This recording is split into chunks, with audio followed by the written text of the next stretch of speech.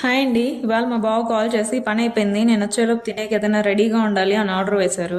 ఇంకా రాజావారు ఆర్డర్ వేసినప్పుడు రాణిగారు అమలు చేయాలిగా.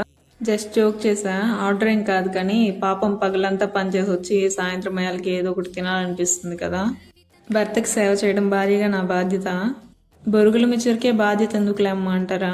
బొరుగుల మిచ్చరనే కాదండి, ఇంకా దేనిలో అయినా భర్తకు సేవలు చేయడం మన ఇంకా రెసిపీ విషయానికి వస్తే ఆనియన్స్, టమాటాస్, కొంచెం దాల్ మిక్చర్, ఒక గుప్పెడ వేరుశనగ పప్పు, హాఫ్ స్పూన్ సాల్ట్, కొంచెం కారం, చిటికెడు పసుపు, ధనియా పౌడర్, చికెన్ మసాలా, గరం మసాలా, లాస్ట్లో ఒక దెబ్బ నిమ్మకాయ, కొంచెం ఆయిల్ వేసి మిక్స్ కొట్టి మా ఆయనకి ఇచ్చేసా.